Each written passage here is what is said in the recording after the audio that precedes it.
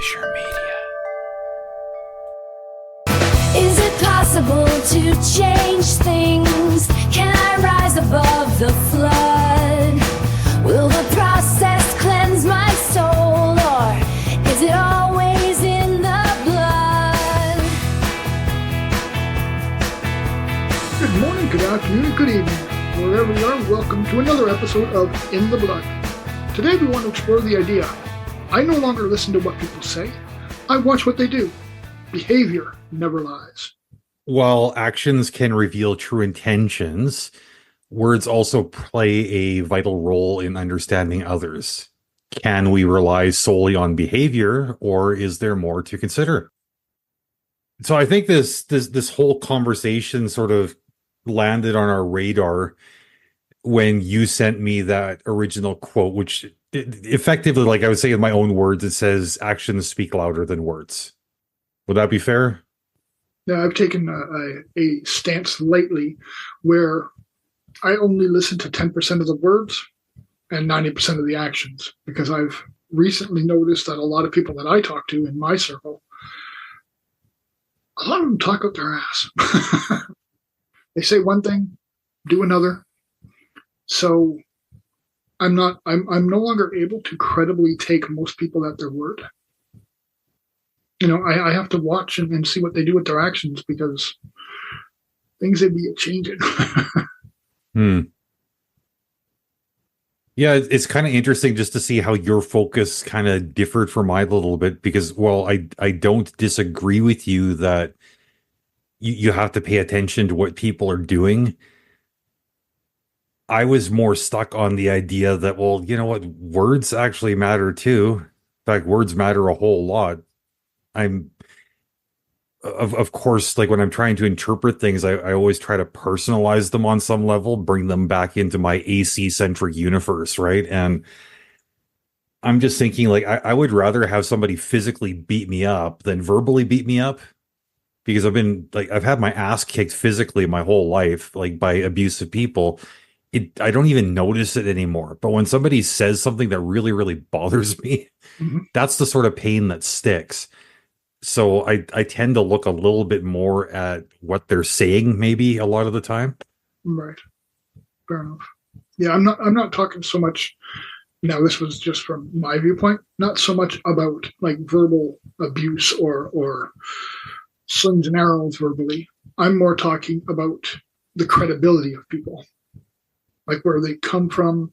You know, when they say, "Oh yeah, I'm going to be doing this, I'm going to be doing that," and then all of a sudden, bam. And realistically, you know, I've noticed, even though it's not deliberate, there's times when I'm doing it as well. Like, I'm really being mindful of what I'm putting out there, what I'm saying doesn't correlate to what I'm doing. Like, even just the other night, you and I had a quick little text, and we were going to chat.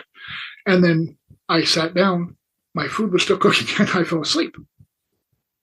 I didn't even get up to get my food till like 10 o'clock in the morning. Then I had to go to a doctor's appointment. So, but I said, yeah, we'll talk in a couple minutes. So, and I've noticed that, like, I don't do it every day. It's not a common occurrence, but I still do it. So I'm not only looking at it from a standpoint of what others are saying and how they're acting. I'm also internalizing it because, you know, I noticed it's something that I do on, not frequent, I don't do it every day, but, you know, it is something that I do subconsciously on a fairly regular basis. Yeah, I see. I like my actions to match my words too. And like you, I quite often kind of like fuck up when it comes to making sure that the two match. I try really, really hard. And I think the reason it bothers me when my words and actions don't match is I don't want it to look like I'm giving people the wrong idea about like who I am and what my values are. Because I really do value authenticity, and I value predictability, consistency, reliability, all these things that I can't always bring to the table. Right. And I don't know, like in this area, I feel like maybe there's a little bit less push and pull between your position and mine than maybe there will be for other parts of this conversation. Do you feel any specific way? Like, do you notice it happening externally a lot to you? Like, do you see these kind of actions on a fairly regular basis, or is this just a me thing and like I'm just being oversensitive? I see it fairly frequently, but I don't hold it against people as much anymore. And part of that is because I've become a little bit less reliable, and not because I want to, just with like mental and physical health challenges. My intention is always to show up when I say I'm going to show up, do what I say I'm going to do. But in practice, it doesn't always work out that way. Like with you falling asleep waiting for your food, falling asleep. I mean, there's a perfect example for me as well. It's like we're old. I mean, our nap time is not just important to us, but sometimes it sneaks up on us. It's sporadic. Yeah. You sit down to have a thought about something, and the next thing you know, the birds are chirping and it's the next morning. Like this happens to me at least 3 times a week. So when I was younger, that was never a problem. It's like if I said I was going to be there at 11 a.m., I was going to be there between 10:59 and 11:01, no matter what. Now it's like if I say they're going to be at 11, well, 11 is my intention, it's my aim. But, if I say 11 a.m. on Tuesday, I consider it a win if it happens on Tuesday at all. Okay, fair enough. Yeah. And by extension, if somebody else doesn't show up, at 11 a.m. on Tuesday like they're supposed to, they show up like even like sometime within the 3 days after Tuesday, I still consider that a bit of a win, because the reality is in life, especially when you start getting into our age bracket and beyond, shit happens. We don't want it to, but it does. And we have to be understanding of that. And, I jotted down a couple notes before we had this conversation, and like I had like a point and a counterpoint on this. And on one hand, like we said, it's like, people's behaviors often reflect their values, like what they're all about. And when their actions, like their behaviors don't match what they say that they're all about, well, it makes them a little bit suspect. But then on the flip side, it's like, our behavior, our words, and our actions, they're all influenced by circumstance. They're influenced by so many different factors. We can't rule these things out as influencers. It doesn't mean that the person's a piece of garbage. It just means that, they're subject to the same forces of nature that the rest of us are. Right. Yeah, I find it bothers me most when others do it because I do it. I don't like doing it. So when someone like you don't like having a mirror held up to you kind of thing? No. I already know I do it. I'm not looking at this in reflection. I noticed I was doing it first. And then I started realizing, wait a second, like this is happening pretty commonly around me. But because I don't like that I do it, it bothers me even more that others do it because it's almost like it's acceptable. I find that actually really interesting. Like you've gone in like completely the different or opposite direction to me, but with the same observation. Is that good or bad? Well, it's neither. It's just a thing. Like it's an interesting thing. Mm-hmm. And I don't know, maybe whoever's listening, they might have options 3, 4 or beyond as far as like how they're interpreting things. As always, I'd be thrilled to hear what everybody else thinks as well. Mm-hmm. And for those that responded to last week, thank you very much. It's very cool to get feedback. So the old saying, actions speak louder than words. Like I said at the beginning, I go 90% action, 10% words. What is if you had to put it into context, what would your ratio be? I think my ratio would be more modeled after a variable rate mortgage. Okay, depends on the season. Well, it depends on a few things. It depends on where I'm at psychologically in the moment. It depends on what's going on in a general sense. And it also depends on who as an individual I'm dealing with. Like if somebody is just like gotten themselves in the habit of disappointing me or disappointing my expectations, I should say, I think that it would be reasonable for me to adjust my expectations surrounding that person rather than constantly be surprised. Like, like not saying that this is the case with you, but using you as an example because you're sitting right here with me. If every time we're supposed to get together, you're 15 minutes late, and every time I'm like getting upset, well, Jay's 15 minutes late, I can't entirely put that on you. That would just be a case of like, okay, if you're always 15 minutes late, then you're actually on time because I know exactly when you're going to show up based on observation. Yeah, that's right. I've had a few different thoughts on actions speak louder than words, because expecting people to follow through with what they say,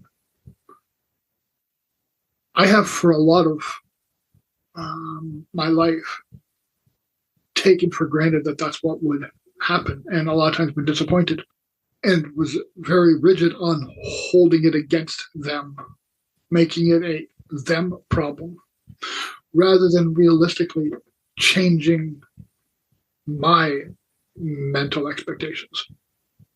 Because those are only my expectations. They're not anything somebody said they were going to do. When somebody says, okay, I'll be there at 10 o'clock, and I'm not there till 10:15, it would bother the crap out of me. Because though I was never early, 99% of the time I was there like right on time. When we start at 11, I'm there at 11.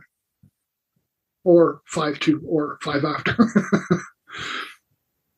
So when people would be longer than that, I for a long time held that, oh man, this fucking person's unreliable. I can't do this. I can't do that. I can't rely on this person to do this. I can't rely on this person to do that. And, something I learned just now in this conversation, because I wasn't thinking of it. I wasn't putting it on myself. It's just my frame. Either, learn to deal with it and know that's how that person is. Therefore, I'm okay with that. I can change my expectations and just tell somebody, okay, it's at 11 o'clock, knowing mentally it's going to be 11:15. So you've definitely taught me something and an aspect I didn't look at before. So you know my sisters, and you know that the older one is toxic as shit. But one valuable thing I learned from her is the thing that you're saying you're basically learning from me today. So I can't take complete credit for it. But I mean, one of the things that she'd said, which I never really liked the way she phrased it, but I think the substance made sense, was when there was one particular friend she had, and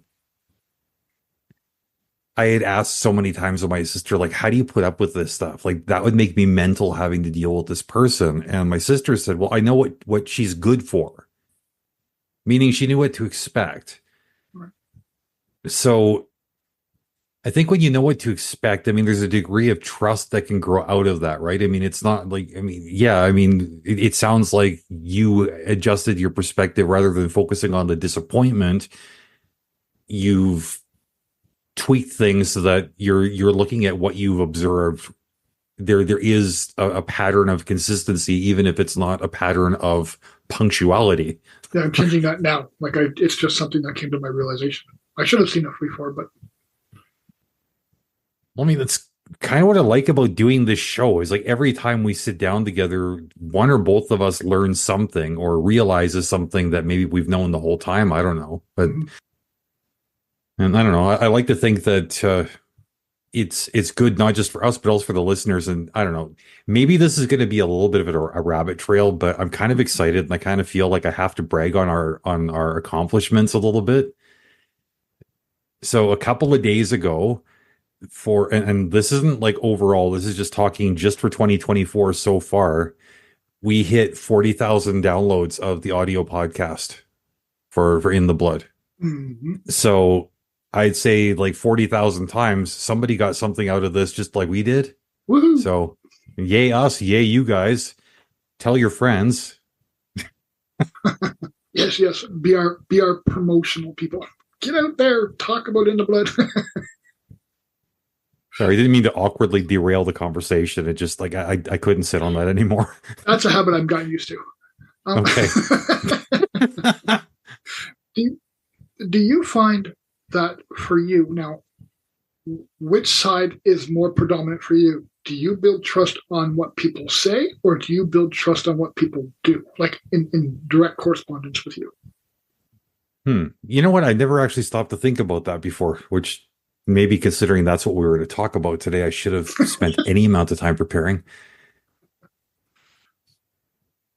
You know what? I think I'm actually more inclined to take them at their word, probably for way longer than is healthy, up until their actions become unavoidably obvious and I'm forced to look at them. Right.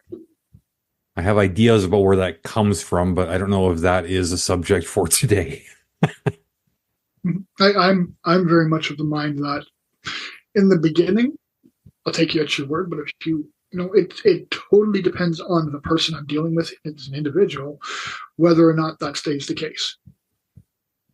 I give it to you freely at the beginning, but if you screw it up, then that's gone, and I'm starting to look at other ways to either include you and overlook it, or exclude you, excommunicate you. Well, I think the only major difference between you and I on that point is schedule. I think you probably will have enough of their nonsense in a much more reasonable time frame than I will. Yeah. You've become a soft heart. Yeah, I don't know if I'm soft or stupid. Maybe a little bit of both, but but either way, you and I roll, I think, similarly. But yeah, just not on the same time frame usually. Right. So what's your biggest idea, or things you would like to see put into practice if you could, about learning somebody, from what they say to how they act?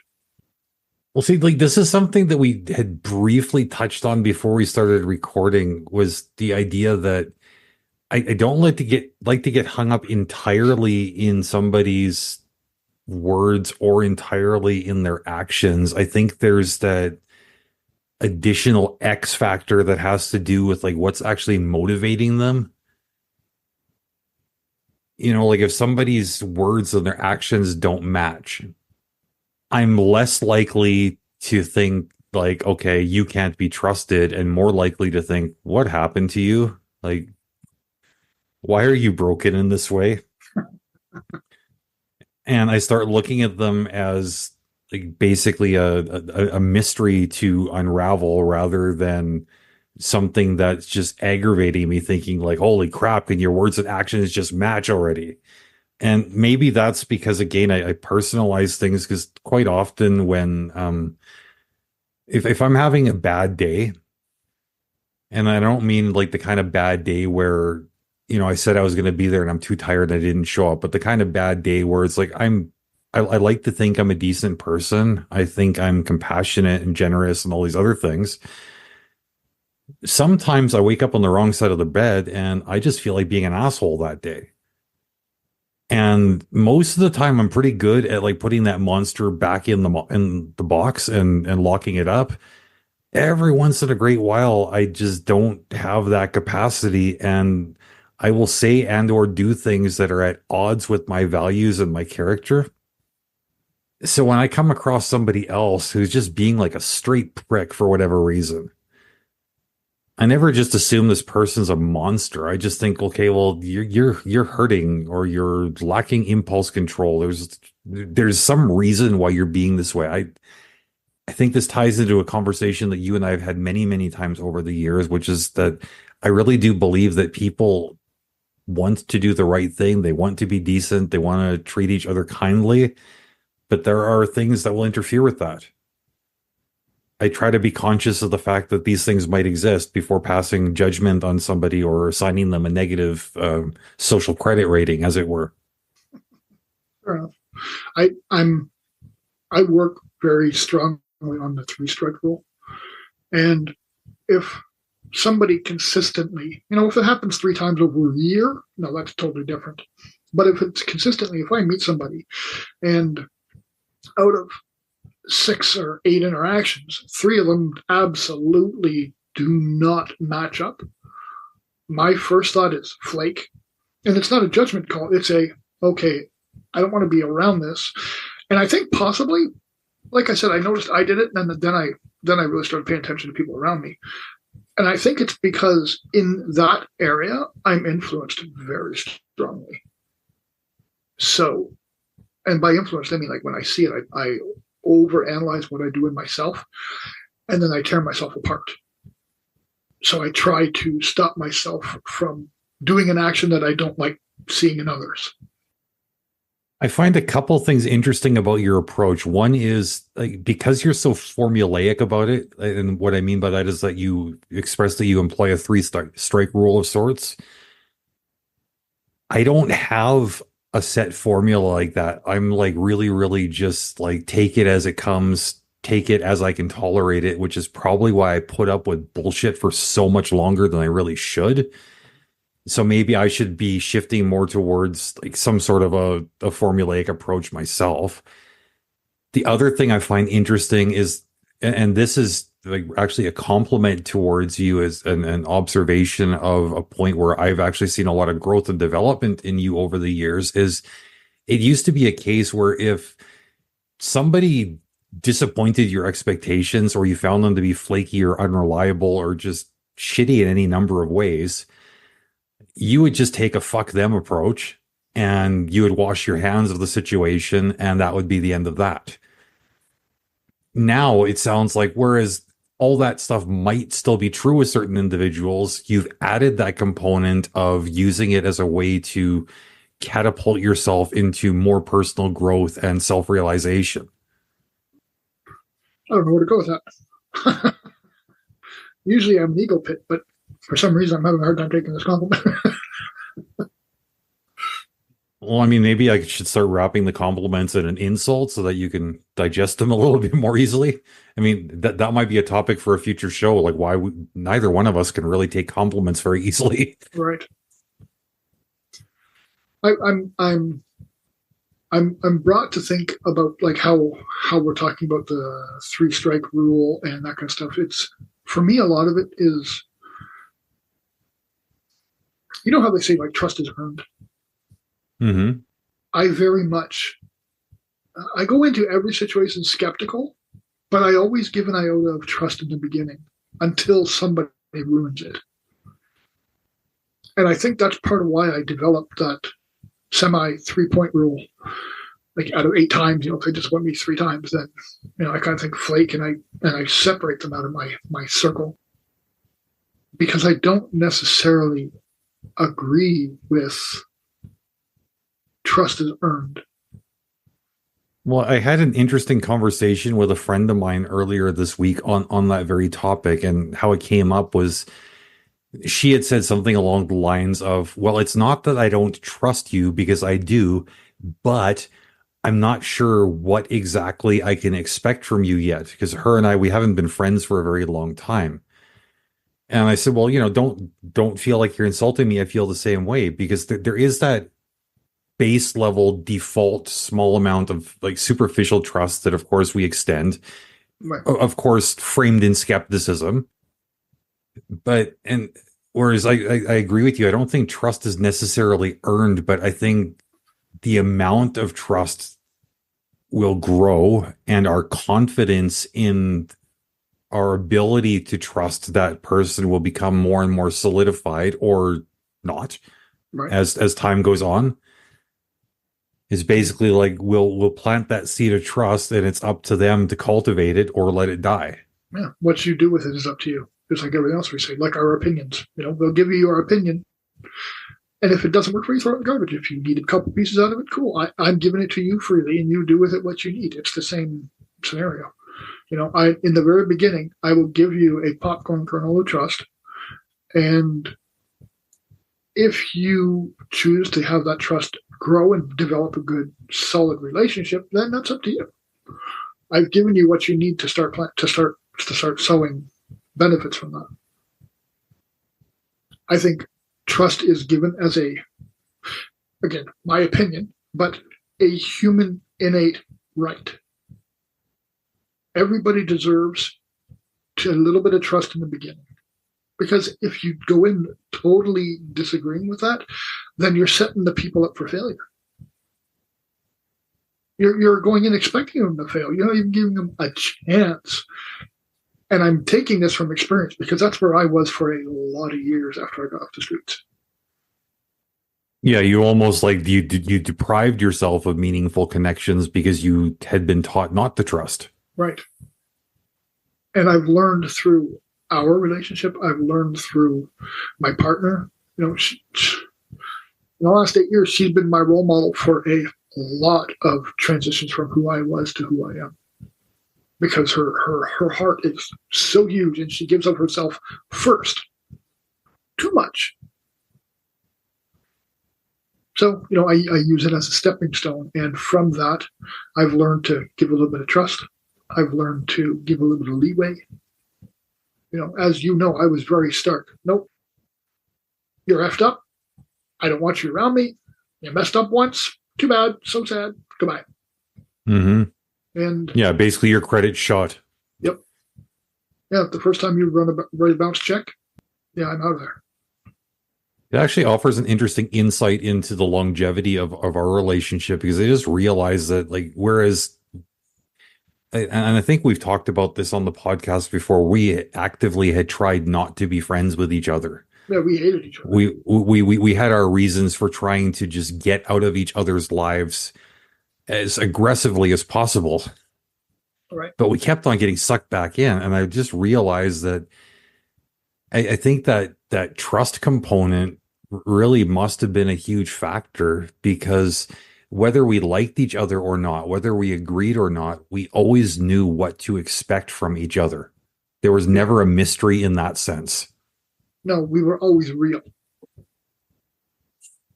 There was no, like you said, there was no mystery. We were always real with each other. So the one thing I think, now looking at it from this conversation, I think because we were always real, it innately grew a trust that neither one of us wanted to give. So actually, another point I actually wanted to kind of find out about, is there a certain situation where a behavior, in your opinion, more so reflects somebody's true value over their actions, or vice versa? Like, what do you find is the predominant situation in your life when you're talking to people? Again, like I hate to keep on sounding wishy-washy and saying it entirely depends on the person I'm dealing with or the context of the relationship, but it very, very much does. Like if I'm dealing with an acquaintance, I'm unlikely to care too much about what they say if what they do is telling a different story. That being said, like if somebody's really, really close to me, like let's use my most recent ex as an example. Like without getting into specifics, her actions were telling a story that said we should have broken up a long time ago. But her words really did a good job of validating the lies I was telling myself. Okay. So it's like because I wasn't being completely honest with myself, I was able to latch onto this inconsistency. It's like, okay, there's things I don't want to look at. There's things I don't want to accept. And you're telling me just enough where I feel justified in not looking at them and not accepting them. See, everything's totally fine. When the action said they absolutely were not fine. Right.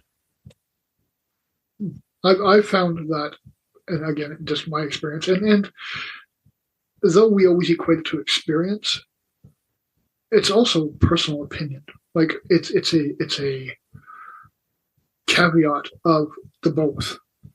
It depends whether they are in my circle. If I've known them long enough, then I know which one to follow. If I meet somebody and over, let's say, a dozen visits, I find that sometimes it's one, and sometimes it's the other, and there's no real way to judge that person's value system because I'm getting totally mixed messages. Then they're the type of people that I will exclude almost immediately after learning that from my life, because that's an inconsistency I cannot deal with. I don't have the mental capacity to not blow up and just totally rage against something like that. Okay, that brushes up against the outer edges of a question I wanted to ask you, which was like basically how does your gut factor in? And I'll give you an example. Like if you're dealing with somebody where their words and actions match on paper, they appear to be super, super sincere, reliable. They got everything going for them. There's no actual red flags, but just something about them just makes you think, fuck you. Mm-hmm. Like, is this a gut decision? Is it something else? Like, what instinct do you think is at work when you end up in a situation like that? I guess evaluating that situation for me, that's I call it a gut instinct, but it's picking up on little nuances that their words and actions may match, but there's just something off about this person, and it may not even be whether or not they are trustful, but it just may be something about this person's character that just makes me say, you know what, gone. Nope. But on the flip side of that, there's also the odd time where their actions and words don't match. And I want to have that type of person in my life. So I'll just bring it up to them and say, hey, listen, this is the inconsistencies I'm seeing. Like, I really want to be friends with you, but like, you got to really straighten this shit up. Like, I need to know where you're coming from if we're going to have a friendship. And I do want one. But, you really got to pull your head out of your ass. What's funny is normally I would expect that I would be the one taking that softer approach of, I really want to be friends with you, but I can't figure out how. In this case, out of the two of us, I'm the jerk, because I've actually had the conversation with a person before where it's like, look, it's not that you're doing anything wrong. It's like, in fact, you're doing everything right, but I just don't like you. Mm-hmm. And I don't care to try to like you. Right. This is where we part ways. Mm-hmm. Well, and like I said, there are people who do that, and there's people who don't. Like there have been people where I've just really wanted to be friends, and I've said, your actions and words aren't matching up. Like, I want to trust you. I want to develop a friendship. But how do I do that if what you're saying and what you're doing do not match up? Like, is it possible for you to pull your head out of your ass and actually get that online? But then again, like you just mentioned, there are some people where they're totally intact, and I'm thinking, no, bugger off, well, I don't need you here. We had Andy Grant on near the beginning of this project. He had identified himself as an empath, and empaths, that's something that I've gone on record as saying I don't really believe in. I don't think there's anything cosmic or supernatural going on. There's no sixth sense. I think some of us are just more aware of subtle details than others, and sometimes we're aware subconsciously. Like, we just will process these things on autopilot. Mm-hmm. Picking up on micro and macro actions. Yeah. And especially for people like us that have like trauma in our backgrounds, we've been taught to deal quicker than our conscious brains can keep up with. Like, we're not getting it's like when you watch a YouTube video, sometimes there's like the captions come up on screen. That's sort of how I visualize conscious thought, is like things are happening and there's the captions. You can read along with what's being said. Some things move too fast for that to happen. Right. Our conscious brain doesn't need to engage. And I think this is what some people will confuse with an empathic sense, is basically your trauma response is just to tell you, no, red flag. No need to explain why. Just pack your shit and get out of the situation. You do not belong here. Yep. I totally 100% agree. So my apologies to Andy. You're a wonderful person. I just don't believe in empaths. But definitely check out his podcast. Oh yeah, Real Men Feel. It's probably like the second best podcast you'll listen to. The first one will be cognitive dissonance. You prick. I was going to say In the Blood, but yeah, Cog Dis is pretty decent too. Okay, so we've talked a lot about how we're dealing with people in the moment.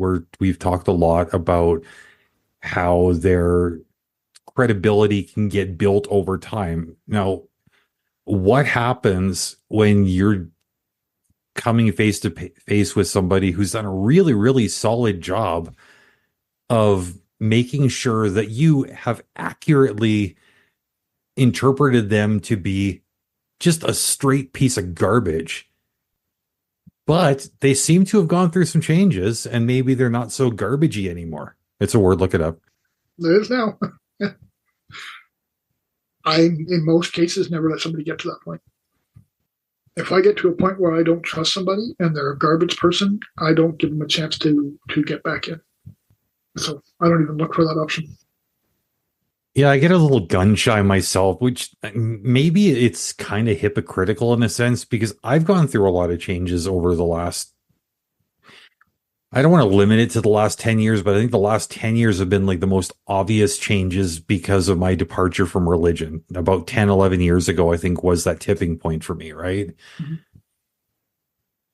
Now, if I was going to bump into somebody that I knew like 15 years ago, I was a very, very different person. They might think, well, I put in a lot of years with you. You were just a straight piece of trash. You were a bigot. You were phobic in every imaginable sense. You were racist. You were right leaning in your politics. You were anti women's rights. You were just basically, you stood against everything that a decent person would value. And now you're coming to me with a smiling face and pretending to be about something different. So F you. But the thing is, like, I'm not pretending. I actually am I can't say I'm a different person, but I hold very, very different values now. I approach life differently now. So like I would always like kind of expect that people will take me at current face value, but weirdly, I don't take other people at current face value all the time. Mhm. I'm of the mindset, like I know there's people that knew me 15 years ago that disowned me and didn't want to deal with me and such. There's a few people out there. And I see them every once in a while and we say nothing, we do nothing. And, they're the ones that didn't like me. It's not that I didn't like them, and which is fine. I'm not, but I don't hold it against them. And I think, okay, well, they still think that about me. Well, that's their prerogative. If they want to see if I've changed, they'll approach me. I'm not going to force myself on somebody because that's, in my opinion, that's just rude.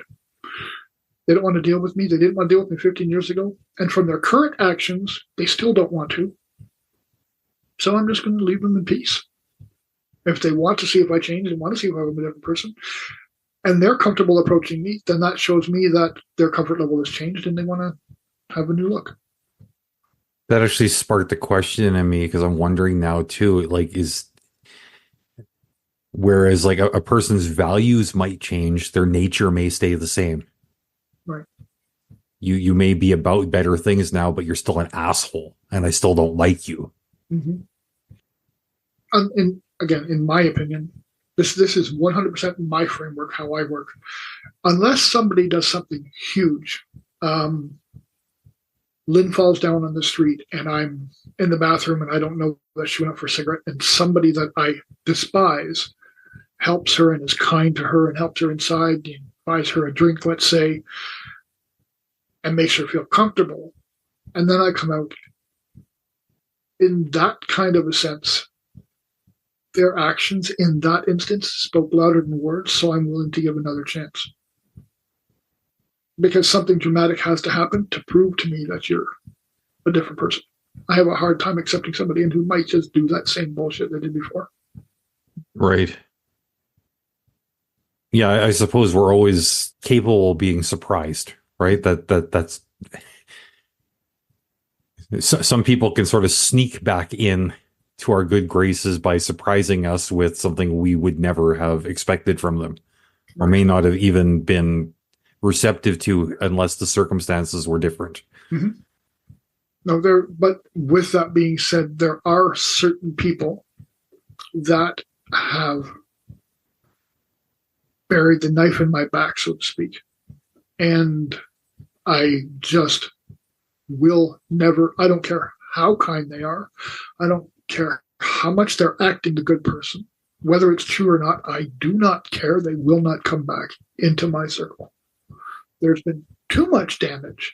There's been too much I say I don't do, or I do and I don't say, that glass cannot be cleaned no matter how, even if you use battery acid. Well, sort of like that whole once bitten, twice shy kind of scenario. Yeah, there are a few of those that are absolutes. Do you ever run to an absolute? Do you ever find that? Or are you in a position where, okay, it's been 7 years, I'll talk to you again and see what's happening? I think when it comes with the overwhelming majority of my biological family, there's like a whole literal family of absolutes. Right. The damage is just too deep. It gets to a certain point where, you know what, you're welcome to change, and I'm not going to sit there in judgment of anybody saying, well, no, you didn't change, or questioning their sincerity. All I'm saying is I can't personally justify the risk of inviting you back into my everyday. Mm-hmm. So whereas I'm happy for you that you found peace, that you found change, you found whatever, I'm happy to have nothing to do with it. Right. Yeah, at this point, too many bridges have been burned. You don't care if they're recovered and if they're changed. Right. Yeah. Okay. I feel like we would be irresponsible if we didn't touch on this one point, though I think we both already have done a decent job of making our positions clear on this, if not directly, then through implication. When you're dealing within the context of an existing relationship and somebody has established a habit of either a mismatch between their words and their actions, or maybe just being not very nice in one or the other, but they're sorry, how do you move forward with that? I don't. In my head, that falls into the category that somebody I've never created a relationship in the first place, because I couldn't put that solidity behind them. Yeah, I think like if you care about me, you don't have to tell me you're sorry. You'll show me that you're sorry. Mm-hmm.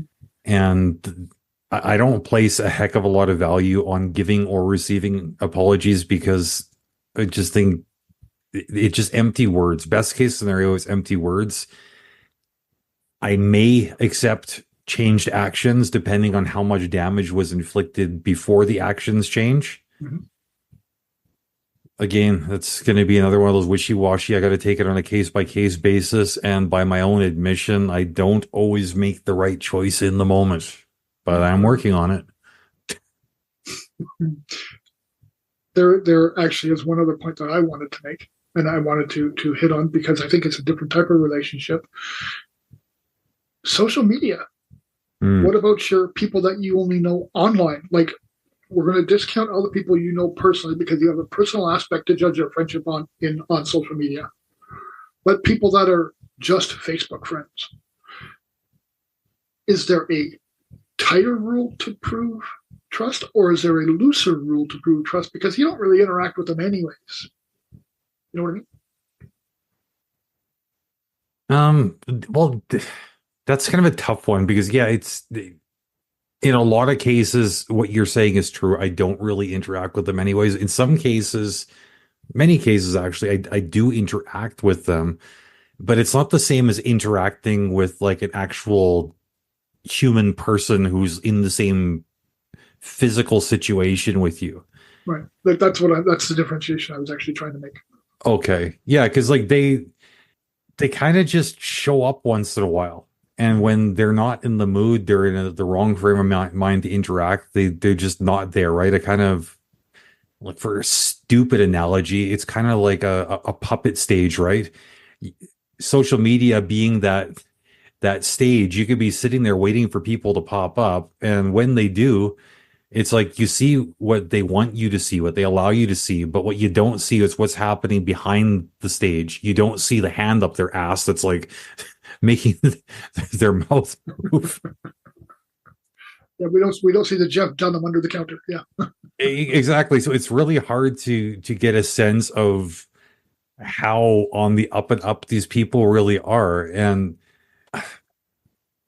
I'm still really learning how to deal with that, because I think as much as you and I try to be really, really authentic people, we don't at the same time let it all hang out on Facebook. I mean, in some areas we do, Right. But there's still a degree of curating our images when we do that, because it's like, I'm going to let it all hang out where it suits me, and I'm going to be completely private where it suits me in a different way.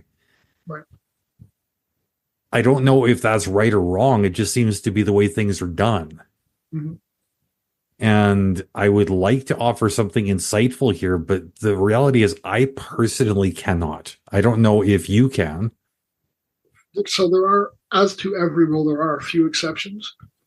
But I find people who are just Facebook friends to be very superficial, because not that they are, I'm not judging their person, who they are outside of Facebook.